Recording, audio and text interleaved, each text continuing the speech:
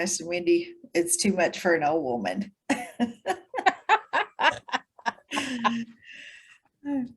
Well, I didn't see Angie come on, but we'll go ahead and I'll welcome everybody. And so happy that you all are here. And Peggy and Angie's going to be doing for blended learning for you all. And I'm just going to turn it over and let them have at it. Good morning, everybody. Glad to have you with us. So happy you're willing to listen to us talk a little bit about blended learning. Angie and I both are dealing with some technical issues. Angie may not even be there. Angie, are you there? I'm not seeing her. Okay, hopefully she'll catch in with us here in a few minutes, and we'll see if we can get her started here. This transition has been hard on all of us in terms of our computer issues. So I have a PowerPoint just to sort of keep us all in focus and keep us aware of what all is going on, and so you don't have to look at my face either. But we'll be looking a little bit about blended learning. As she said, both of us are the program improvement specialist. If you're new to the program, realize that one of us will be showing up at your doorstep sometime in the future, and you'll hear some things about that before we show up. We won't surprise you. But our agenda for today is just to talk about blended learning, definitions of blended learning, why we use blended learning, who needs that, and what does it look like in your classroom. And we've tried to give you some notes and some examples and some benefits, and then we'll offer you an opportunity to have some question time if that is something that you need as well. So what is blended learning? It's a combination of a variety of learning modalities to best allow students to learn. And that's the whole point of what we're doing, is we're looking for what is best for students. It's an integrated learning experience. And so many of our students over COVID have had to go exclusively to computerized things. And I don't know that any kid would tell you that they enjoyed that experience, because as the previous speaker was talking about, we need that one-on-one contact. We need that personal interaction with people, and blended learning offers that. It's also an alternative to a one-size-fits-all. Our kids that we have in our programs are so different in their mix. Very often within a classroom, you will have kids that are in different grade levels. You'll have them from different backgrounds, some from Eastern Kentucky, some from Western Kentucky, some rural, some city. There's just so many variables that our kids have. That they are different than many of the programs that other people have. Day treatment obviously would be an exception to that, but for the most part, our other programs are not a one-size-fits-all. They're just not. It provides different ways to get to the same end. We're all looking for our kids to be on the same space as their peers are in regular schools. That's what we want. And sometimes that means we need to fill some gaps. Sometimes it means we need to accelerate for other kids, but they all have different needs, but we want to get to that same end. It's an integrated online learning with traditional face-to-face class activities and planning pedagogical valuable manner. So hopefully you will realize that our goal is to talk about ways that we can best teach our kids for optimal learning for them. So what's the point of blended learning? Why would I want to do this when I can do what I've been doing and it'll be just fine? Here's why. Students have a variety of different learning styles. Just like we all have a variety of different learning styles, you know that those kids have different learning styles as well. They don't learn at the same rate. Many of them, as I said, have gaps in their learning. Many of our classrooms have varied levels. We talked about that already, or I've talked about that already, as well as differing levels of interest in wanting to learn. We have kids that show up, they've been sent there by the state, they're mad that they're there, and it may take you several days to get them even thinking about education. And so we have different challenges than lots of folks do in the world of education. Blended learning addresses pacing. We're still struggling with kids that are working their way through online curriculum exclusively, that are going at way too fast a pace. And I know it's a hard issue to try to deal with that, but we've got to worry about whether they're on track with their peers, because that's where we want them to be. 16-year-old graduates from high school, that's not a good plan in anybody's form or fashion. Depth of knowledge, this is a good way to address depth of knowledge.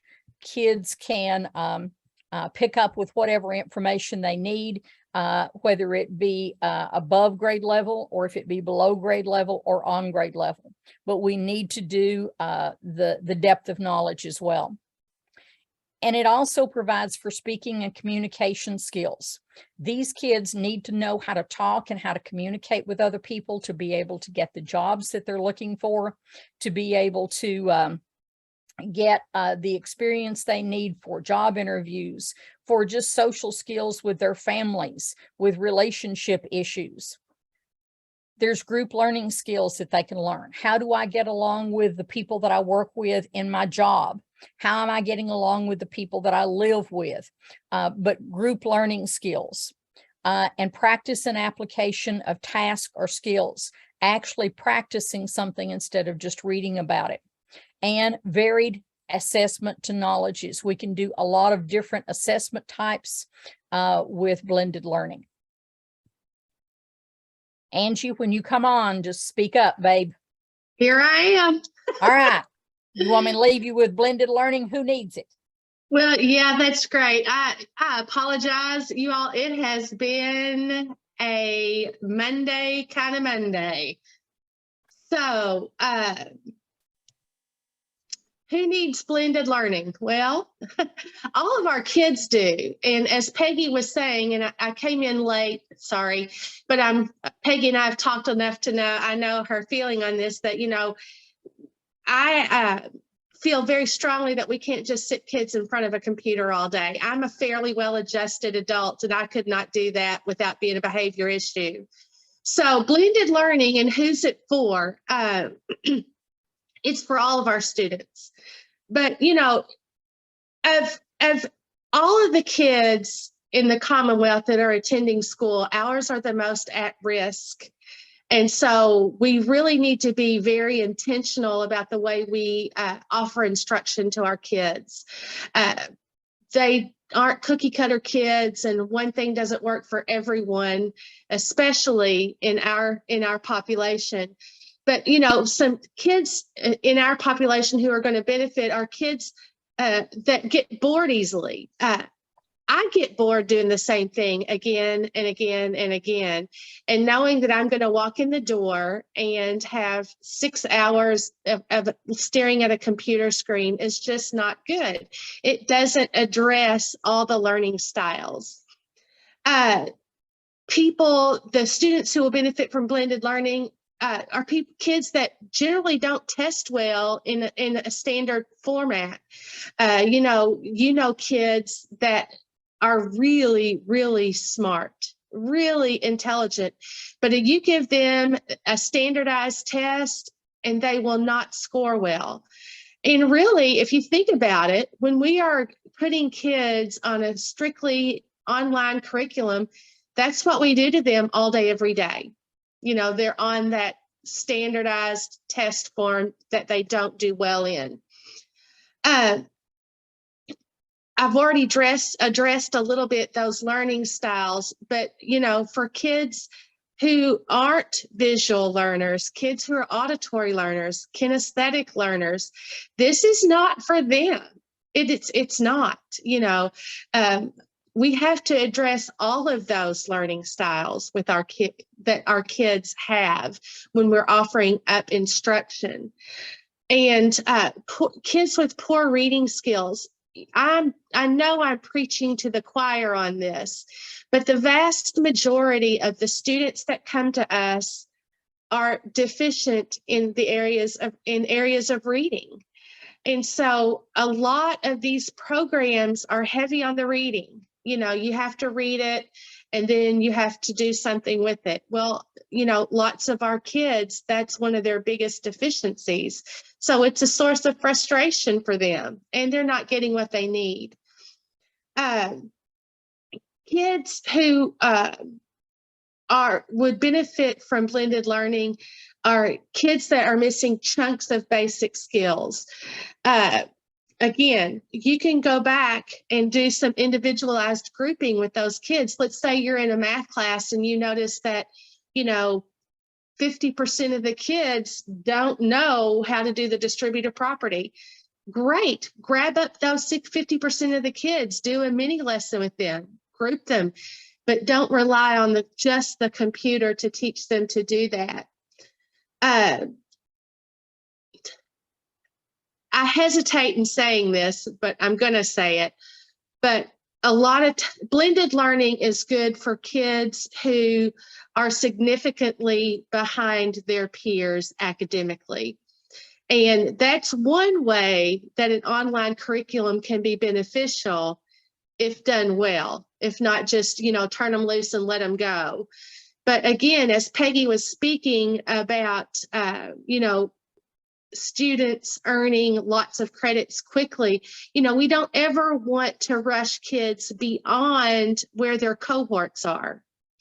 As she mentioned, you don't want to have a 16-year-old graduate, because then what do we do with them? Especially given the compulsory attendance of 18 years of age. So that makes it very difficult.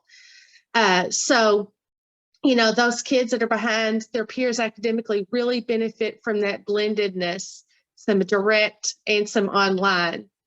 And students who benefit from blended learning are typically very creative, artistic, and you can bounce off that and give them some of those opportunities as they are learning.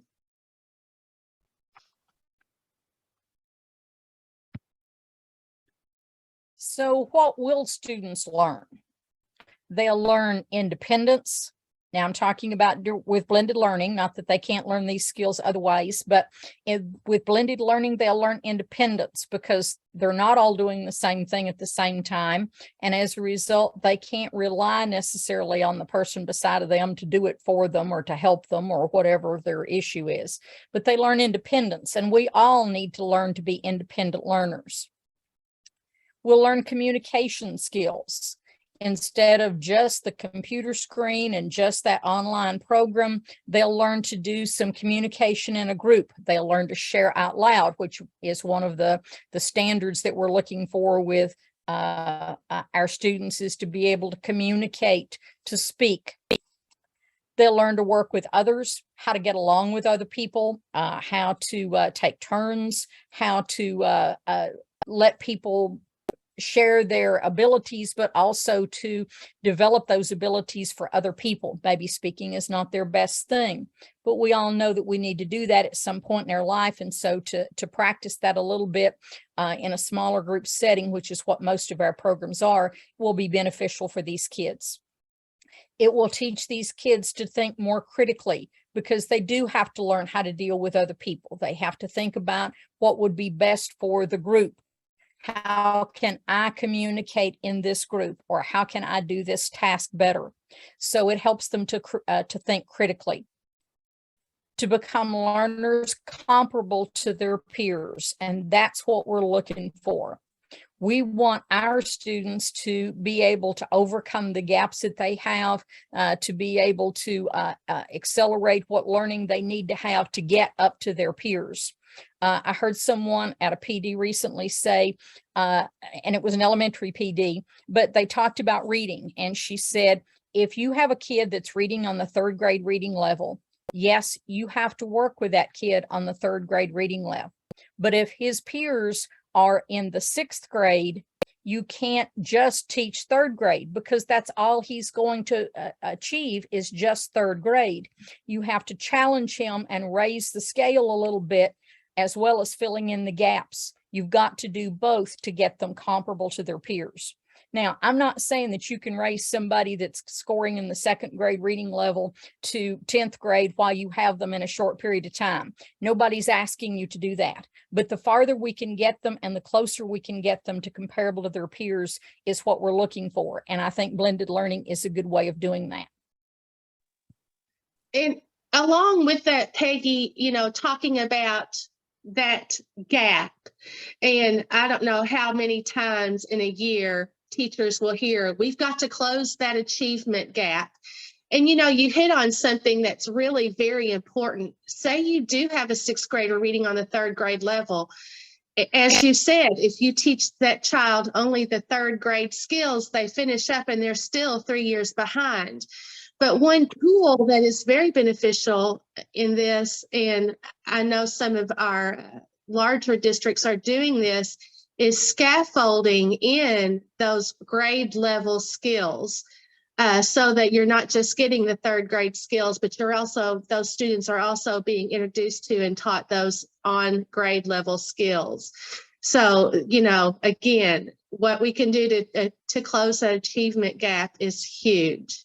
And so thank you for mentioning that. Next, so talking about different modalities that we could use. So, blended learning is a great big phrase. And so there are lots of different modalities. And as long as you're hitting all of those learning styles and your student needs, then, there are lots of different opportunities and lots of different modalities you can use. We've talked about online a lot, but also group instruction. Kids need to know how to work in a group. And I think oftentimes our programs shy away from group work, just for behaviors and other reasons.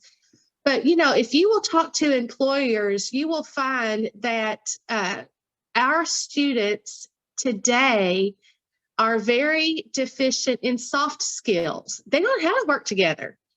They don't have any idea because, they don't experience working in groups, particularly our kids. So, group work is huge in offering blended learning. Then you have your MTSS, multi-tiered supports. That's key. And, MTSS is appropriate for academics and behaviors.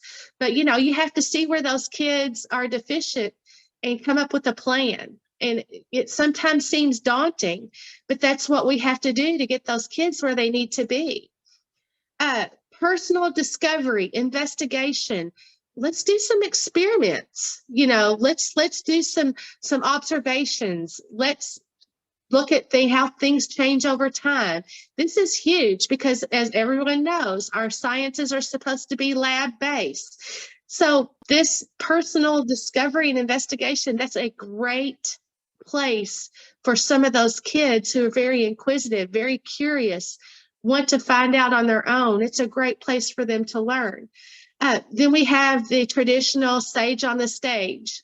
Some things, teacher-led instruction, some kids learn well that way.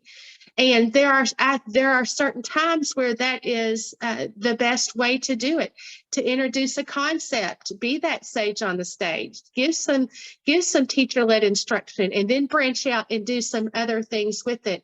Maybe a project-based learning, maybe an experiment, maybe writing, maybe, a timeline. But take that teacher-led instruction or even the online instruction and carry it a bit further with your activities so you're meeting all those learning styles.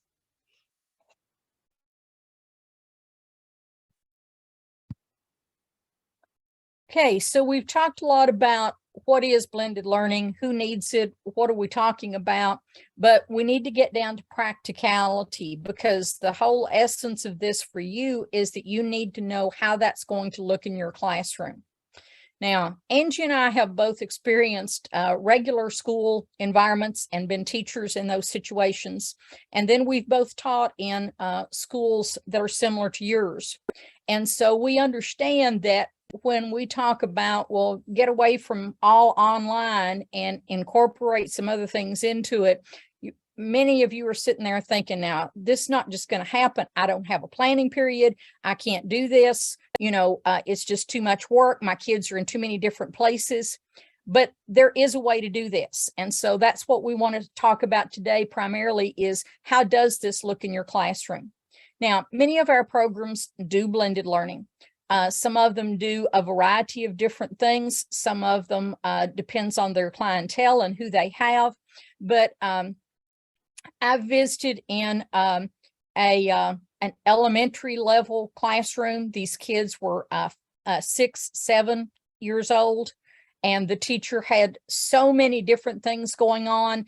His blended learning class is just phenomenal. The first time I sat in his class, I was just blown away that I don't think I was clever enough to do that as a classroom teacher, but he was organized so much that it just led to so much learning going on, and those kids were so engaged in what was going on. And engagement equals learning in lots of different ways. But one thing we need to do is that we need to evaluate what each student needs for that subject based on data. And the comment about data is this, is that if you don't have data, your opinion is just that. It's your opinion. You've got to have some data to back up what you're doing. Now, we all know that kids very often, when they come in and we do those entrance tests, and they just blow those off, but it doesn't take us very long to figure out that they are smart in this particular level, or where they are with reading, or where they are with math. And so we've got to use that data that we have to be able to decide where each kid is, and then prepare plans for each student for each period. And I know that sounds overwhelming, but it's not as bad as it sounds. And we can walk you through some things today that will help that. Okay, my suggestion would be to divide your class into groups based on needs. Now, will these groups be the same every day? Not necessarily. Will your situation be what other people's situation are in another school? Probably not. Some of you are one teacher schools, so you have them all day, just you. And so when you break into groups, you may break them into groups in different ways depending on the subject. I would suggest that you have names of groups on the board, and those can be by age group, it can be by grade level, and in different subjects, it can even be by content, but break those into groups. I suggest putting them on the board because that gives your students a visual thing to look at. They don't have to ask, now, what group was I in? And put some directions on what it is that you want them to be doing. And that may need to be a handout. It may be simple enough for you to put it beside of that group name on the board, but it organizes what that student needs. It helps with their organizational skills. They don't have to ask you 42 questions about what's going on. And it gives you a time frame about how long you're going to be working on that activity. But I think if you will organize that for your students, whether it be on the board or some other way, but divide it into spans. Let's talk about attention span. Statistics show that your attention span is about 20 minutes. Now, we all know that we have kids that their attention span's not that long, and other people that could do the same thing on and on. But basically, the old adage about you can only learn what your rear end can absorb. You just can't sit there that long and do the same thing over and over. Then when it's time to switch, have some kind of signal to your kids, whether it just be, okay, guys, we're going to switch to activity 2, whatever you want to say to your kids, and then they move on to the next activity. So divide them into groups. And as I said, those groups may vary every day. They may vary you may have a schedule where on Monday we're going to do this, on Tuesday we're going to do this. It may be what grade level you're going to do. Divide it into what works for you, because all of us have different kinds of groups of classes. The third suggestion I have is that group may be by grade level. It may even be a single individual. Maybe you got a new student in and you need to do some more testing to see where they are. Then that may be that kid's group for that period. It might be a small group. who have the same thing. As Angie mentioned, if they're having trouble with a particular math concept, pull that group out and they have a group they work with their group on that particular skill. Now, that may be something that you're teaching them while everybody else has their own activity going on. It could be that you have a worksheet for them to do, and then you're going to go over that concept with them. But break them into different groups depending on what's going on in their academics. One group may work with the teacher. One group may be doing independent work. By that, I mean, you know, if you've got a student that is maybe above everybody else in terms of academics, they may be doing something enrichment wise. They may be doing an elective in another class besides the 4 core content classes.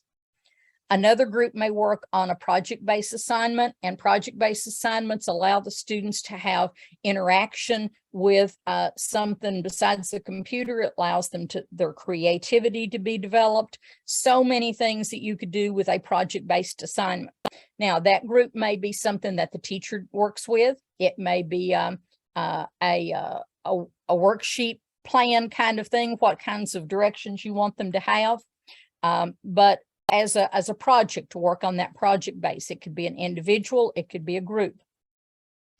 Another group may be developing a group presentation. Say maybe you're going to do a thing about the recent governors in Kentucky and their background. So each kid may have a particular assignment, but then as a group, they're going to talk about that particular project in the end. Again, with that kind of thing, you would have oral presentation, you would have some technology involved to do maybe a PowerPoint or a slideshow. They might make a poster, you know, whatever kinds of things are going on. One may be reading a novel that you all are going to discuss. Maybe one is taking some kind of something that they were behind on. They went to the doctor yesterday and they weren't in your class, and you're catching them up on what you were doing. So there's a multitude of different ways that things can look. This picture or blended learning is not going to look the same in every classroom across the state.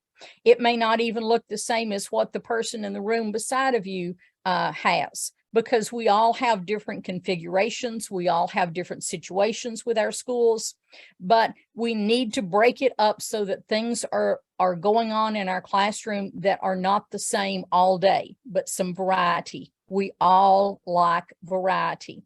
None of us want to eat the same meal every day for lunch for the whole school year, and these kids don't eat the same learning all day every day for the whole year. Then at scheduled times, switch groups, which means you're switching tasks. Now, some kids may be in the same group more than once during the day. It depends on what your configuration is and what your grouping looks like. There are lots of people across the state in our programs that are doing blended learning, and I'm sure that you can find easily somebody that would give you an idea of how their situation is set up, depending on what kind of grade level organization they have. So I'm sure other people across the state would be happy to help you. Angie and I would be happy to give you some ideas, to you know, sit down with you and work out a way to do this. Whatever makes you feel comfortable in doing what's best for our kids, because that's where we all are, is doing what's best for kids.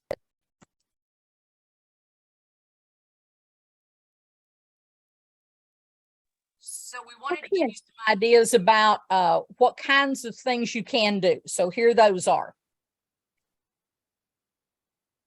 Okay, so in a group learning situation, and we talked about this, I talked about this already. I'm sorry, I got ahead of myself. I was so excited. But, you know, you improve social skills. Kids can't talk to each other anymore. So much is done, going back to Max's, our opening speaker, so much is done by phone, by text, that, you know, kids don't know how to talk to people anymore. And so, you know, this group learning really helps those social skills. And as I spoke before, talking about being a part of a team, I know a kindergarten teacher in her public school who teaches board games, because kids don't know how to interact, how to take turns. And so, you know, teaching how to be a part of a team is also very important. And, you know, with group learning and with blended learning, it gives kids an opportunity to kind of foster their interest, their creativity, their personal expression. All of those things are things that aren't achieved by offering instruction in one single modality. So then looking ahead, Peggy, I'm just going to jump in. That was a short slide. So I'm just going to jump on into the next one.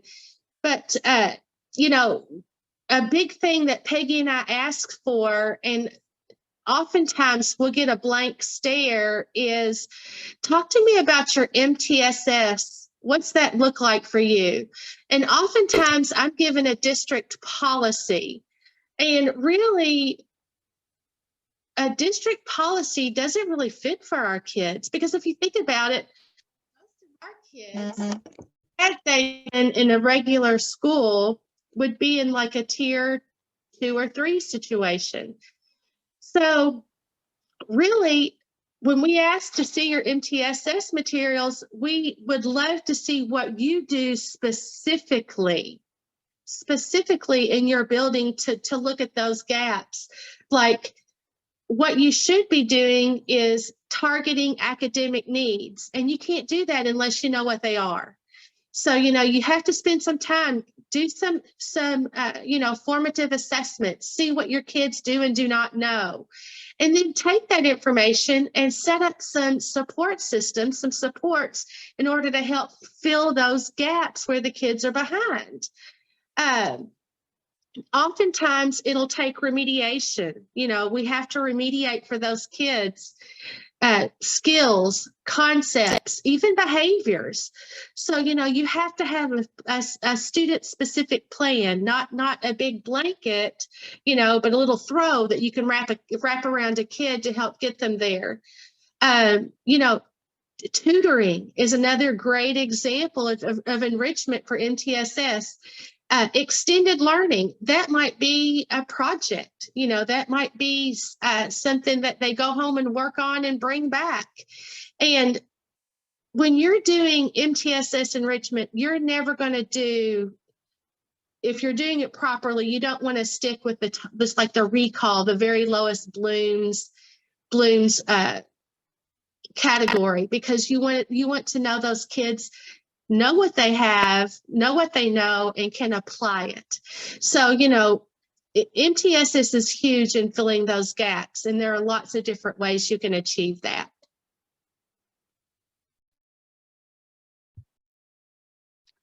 We've talked a lot about online, because obviously online, when you have multiple kids at multiple different places in your classroom, is an easy way to cover content.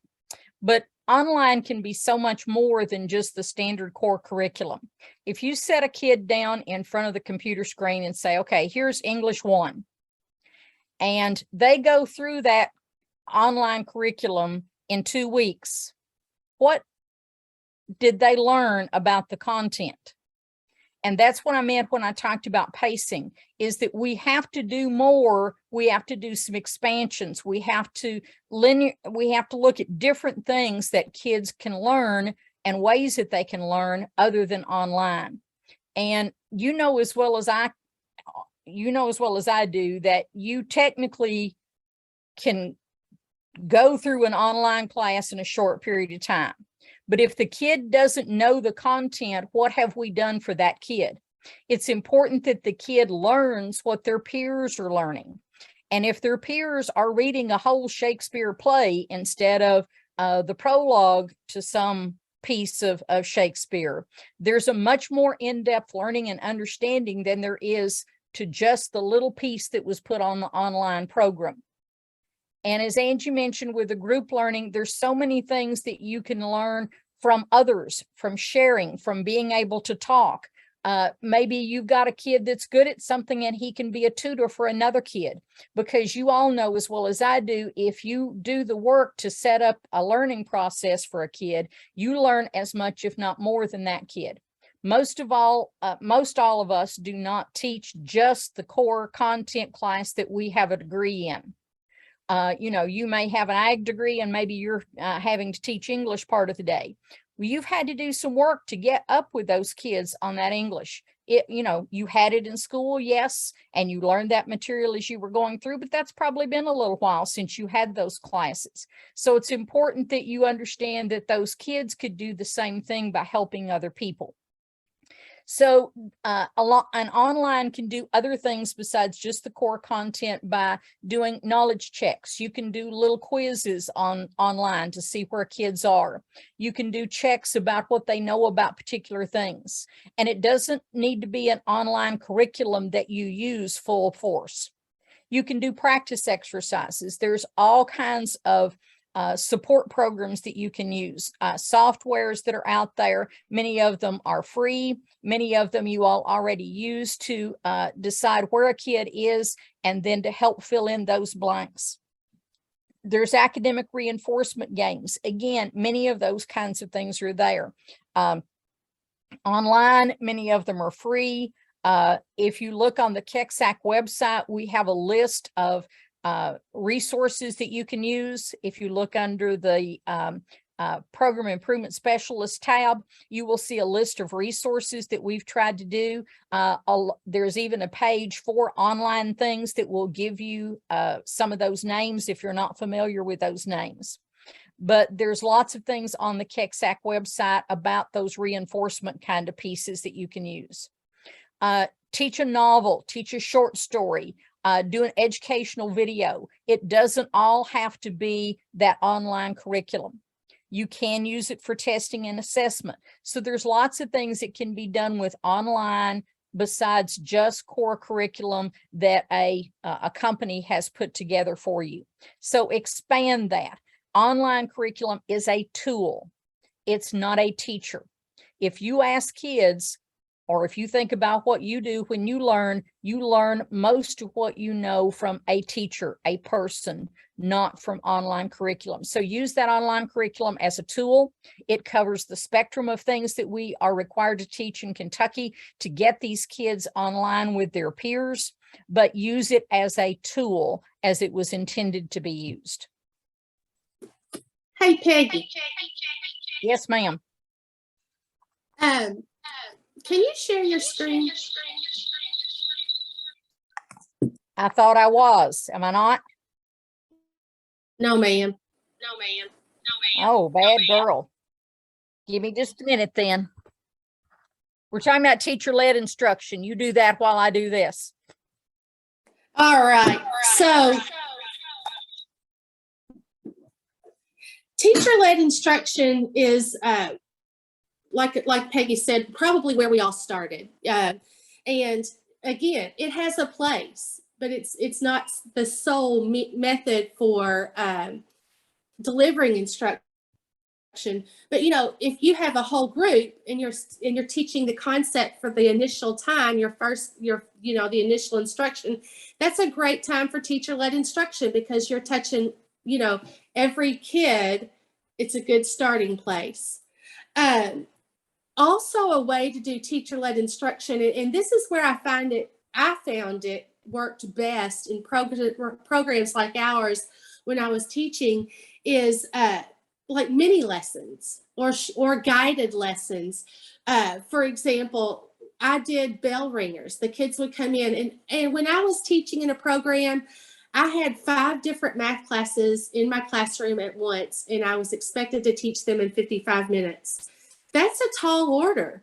But one thing that I found helped was to look for common misconceptions. Like the kids didn't know how to divide fractions. So teach a mini lesson on how to divide fractions.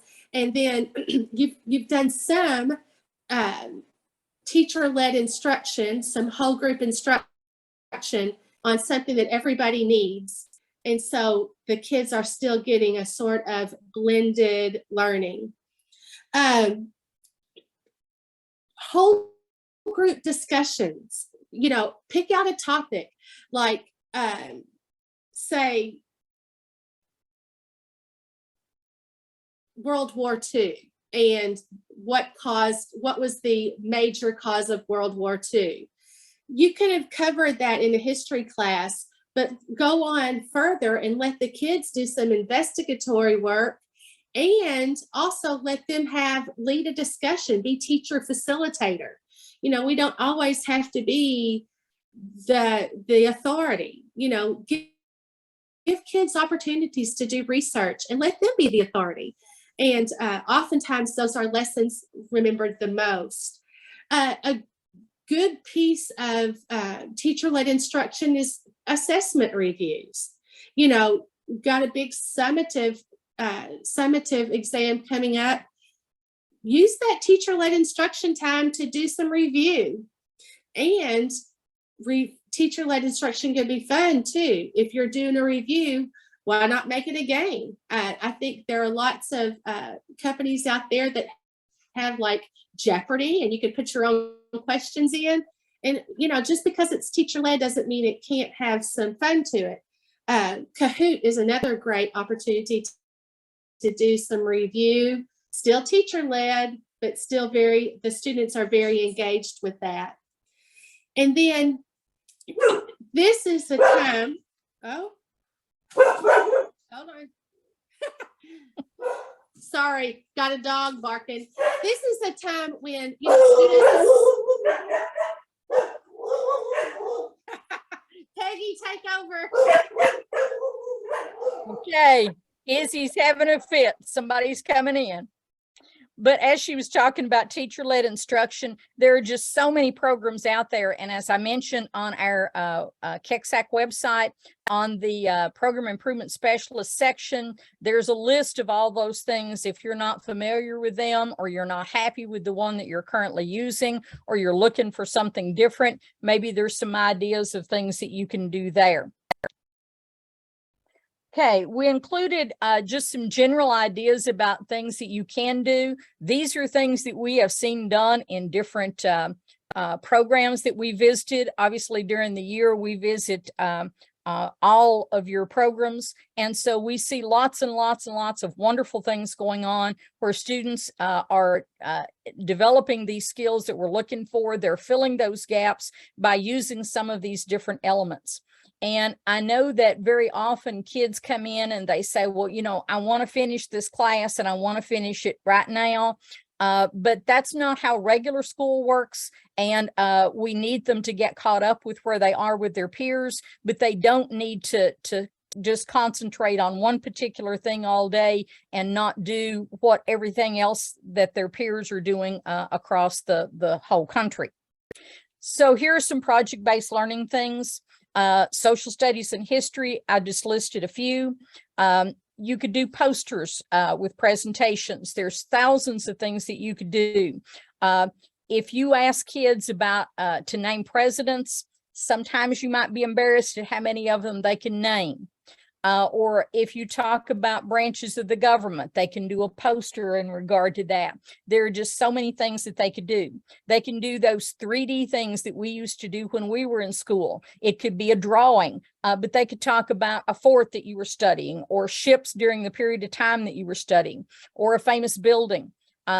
It's always interesting to me whether your students are familiar with, if you show a picture of the White House, do they even know what that building is, or they think that's the Capitol building? So, you know, sometimes it's important to look at those kinds of things. You could do maps of states and capitals.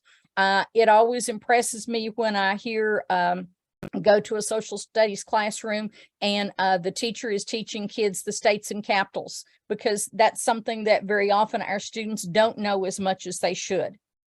You could do history timelines. When you talk about World War II and they have no concept where that was in our history, whether it was right after the Revolutionary War or if it was after Vietnam, sometimes they don't know those things. And so history timelines are an easy way to do that, and would be a very good project for kids to be able to excel at other things besides just online.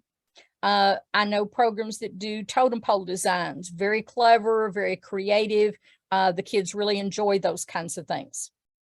Math, There's lots and lots of things that you can do that are project-based. Your students could do quilt patterns. I've seen schools that took those quilt patterns and sewed them together to make a quilt that they showed and displayed. And it was a definite conversation piece when people came into their building or into their school to see that these kids had done those.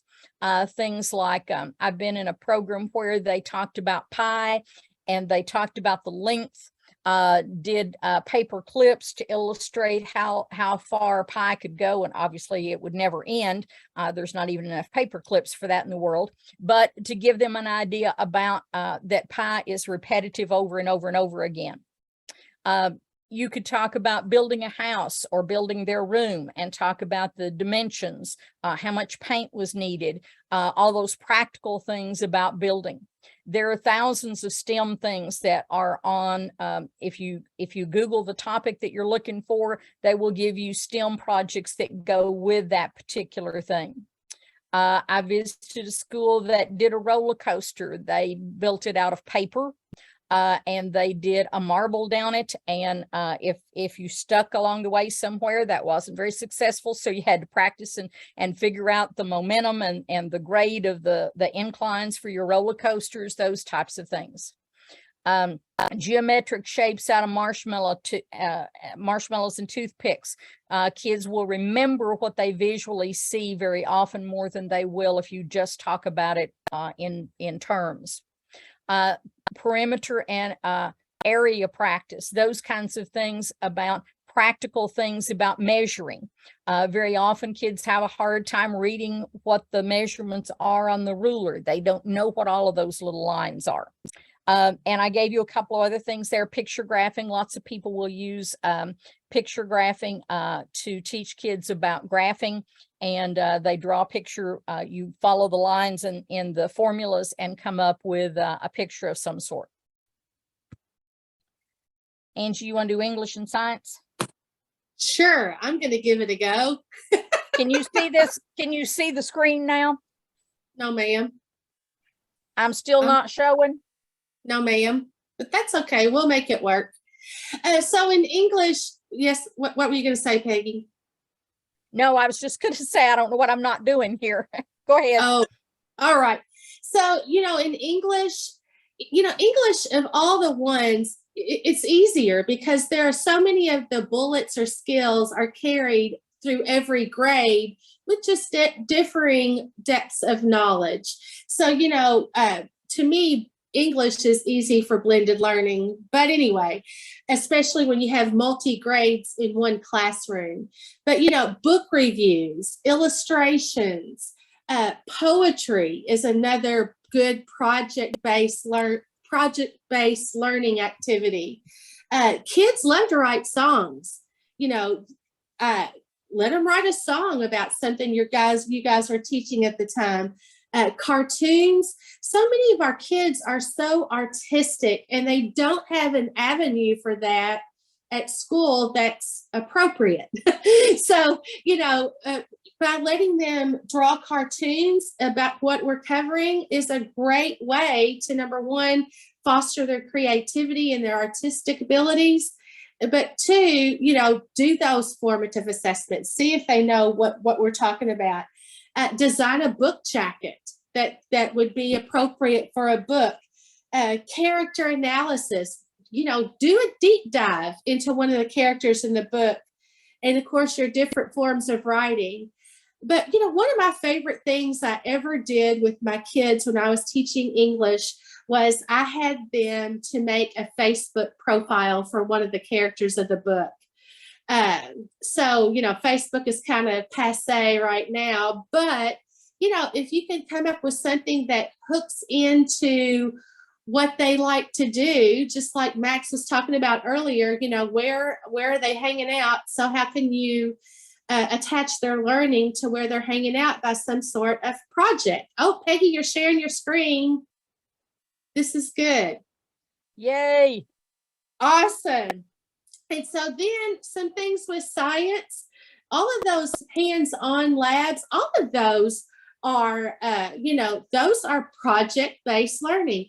And Peggy, when the pandemic first began and when science became lab-based requirement for science, she gathered up so many resources and those can be found, science resources, on the KECSAC.org page for you to do. I mean, she's already done the work. All you got to do is carry it out. But those are hands-on learning. And, you know, kids, they remember those things that they did, not necessarily what they were told. You know, so kind of keep that in the back of your mind. Plant propagation is another opportunity for some project-based learning.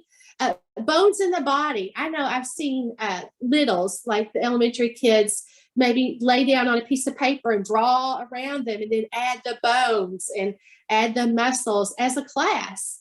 Anytime you can make posters, presentations, you might want to talk about astronauts, things that are going on, famous scientists, and, you know, give a presentation, let them dress up like that person.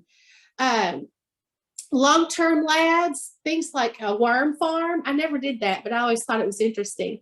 The butterfly cycle, frog eggs, any kind of incubation like chicken eggs, the effect of light on a plant. Put a plant in the window and turn it, and then you'll see that it turns toward the light.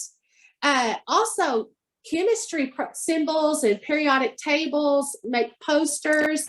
But all of those things are project-based learning. Go ahead, Peggy.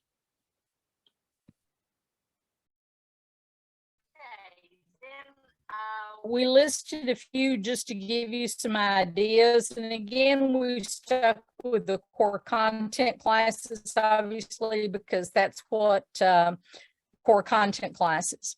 But bell openers or class openers, bell ringers, those kinds of things. As I said, in classes, I've seen kids where they do a quick little study of things that were states and capitals. There's all kinds of songs for lots of these.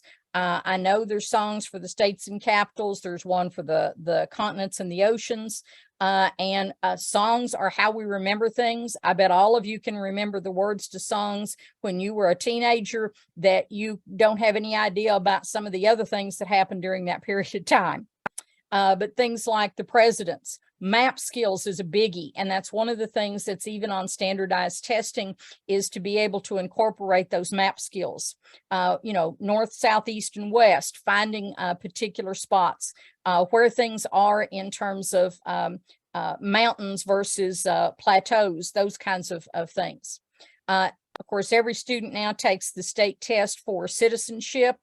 It's a good way to do a bell ringer, maybe do 2 questions a day and work your kids through the samples that are out there for the state test for citizenship. To talk about the Bill of Rights amendments. When I taught a little bit of social studies in a facility, I played a clip out of a movie. It's an old movie, but this lady had a song about the amendments and she sang it, and it was the easiest way in the world to remember the amendments. You could do famous speeches. Obviously, there's lots of things you can do with things like Martin Luther King's speech, you know, to have a dream. There's all kinds of English things you could do with that as well. Lots of schools will start their social studies class with the news. It's important that our kids keep up with what's going on in the world. They need to know a little bit about what's going on, and there's all kinds of programs out there. Science, there's all kinds of things that you can do. Talk about the planets one day.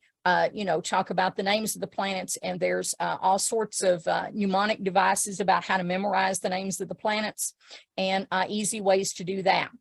You could talk about particular animals, maybe let the kid talk about what kind of animals they like, and then do a little project or a little lesson about each one of those, their favorite animals. Chemical equations. An easy way to do those is just do a bell ringer or a class opener at the beginning of the period. Things like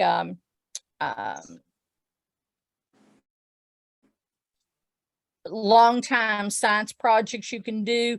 Just do a segment a day. Angie mentioned doing the plant that changed from side to side because of the light. It's an easy way to deal with that and talk about, okay, so let's document what we see today. You can do short lab experiments. As Angie said, there's hundreds of those on our website, on the KECSAC website, all sorts of different things that you can do. Order of operations, those kinds of things. So all sorts of different things that you could do as class openers or as bell ringers. Okay, Peggy, And we've been kind of long-winded because we only had 5 minutes left. we have. I'm sure Flip through that quick. I think, well, and here's the thing, they're going to post this slideshow to the Google Drive so everyone will have access to it. So I would kind of like to skip down to talk about, you know, the benefits of, I'm on page 21, Peggy, if you want to skip down to There 21. you go. You know, with blended learning, students have autonomy over their own learning. You know, it feels as though they have some power. You know, all of us like to feel like we have a little bit of control of what goes on in our life. And most of our kids have very little control of anything going on around them. So this gives them some autonomy. You know, it can be an efficient use of time. It can improve the, you know, comprehension. And I think where a lot of our kids struggle is in engagement. Our kids don't seem engaged. We see that a lot on our visits. And this would foster and encourage more engagement. And Peggy, I think that you better get to your ski story. Okay. Skiing. I do not know how to ski. I am not very athletic, and I am certainly not very coordinated. But I wanted to use this illustration to talk about blended learning. If I was going to go skiing, what would I do before I went? How would I learn how to ski? Would I read it in a book? Would I look up online about how to hold my poles? Would I look about safety issues like avalanches and so forth? So would I want somebody to explain to me how to get on the ski lift and how to get off without breaking my neck? All of those different learning styles would need to be a part of what's going on. If I go up the bunny slope and then I'm not very successful, I need to do it again. So that's where MTSS comes in. We need to do that remediation. So if I ask you, at what purpose did you have, or what did you do to learn the best way? All of you would have different answers, but I think all of you would also say that you learn different skills by different modalities. You have blended learning. We all have blended learning in how we learn to do things. I wouldn't want to read a book and go across the ski slopes. I wouldn't want to watch it on TV and go across the sleeves. I would want to incorporate all of those different learning styles to get to something that I could do successfully. And that's what our kids need. Our kids are what's important. We're trying to do what is best for kids. Might make it a little more challenging for us in the beginning, but we can develop our resources and it will become very easy as we go. As Angie said, we've talked too long about some of these other things. Do you have any quick questions before we go? Just chime in if you do. As Angie said, they'll post the PowerPoint on there. Hopefully it will give you some ideas. As we said on the KECSAC website, there are resources for all sorts of different avenues. There are other schools, if you know people in other programs that are similar to yours, I'm sure they would be happy to share ideas. If you want us to sit down with you and talk, or if you want to talk on the phone about, you know, how could I do this with my kids, we'll try our best to give you some suggestions or hook you up with someone that does it very well. Peggy, if you and Angie would also put your email address in that way everybody has our new email addresses. Or I can just send them all. It's no worries.